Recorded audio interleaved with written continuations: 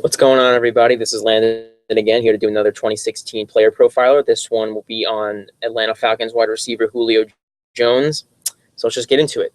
Last season, he had one of the best seasons in NFL history, where he caught 136 passes for 1,871 yards, which both, I'm not sure if he set any records, but both were right up there in terms of records for receptions and yards. He only caught 8 touchdowns, but that's a little bit fluky, and you can look for that to rise this season. Part of the reason last year he only caught 8 was, I believe, in the red zone, teams started to just double him because he really, much like Odell Beckham had on my last video, he had no help at wide receiver. He had the corpse of Roddy White playing beside him, and like Devin Hester and a bunch of other just a makeshift wide receiver group.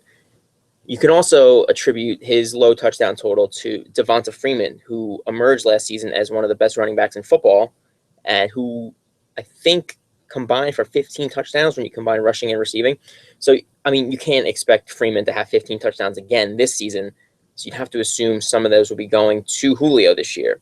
Now, Atlanta did a lot, well, not a lot, but they helped Julio out significantly this offseason by signing Mohamed Sanu, wide receiver from the Bengals, to play in the slot, to give Matt Ryan another weapon and to take double teams away from Julio Jones, which he did not see last year because everybody was just double covering him, and he still had the season that he had.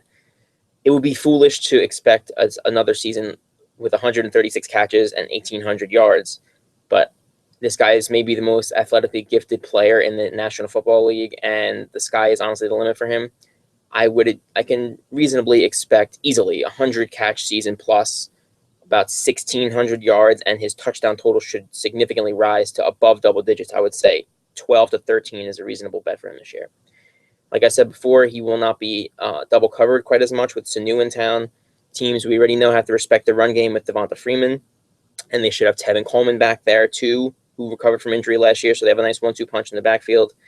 But other than that, I mean, you can make the case outside of Antonio Brown that Julio Jones should be the number one, not just receiver, but number one overall player taken in fantasy drafts this coming season. Like I said, he's probably the most athletically gifted player in the league, and he's a freak at 6'3", 220 pounds. He's unguardable in the open field. His yards after catch is amazing. He has great hands. He does everything you want. He has everything you want in a number one wide receiver. So I just recommend taking him in the top 2 or 3 of your drafts this year. You will not be sorry. Have a good night, everyone.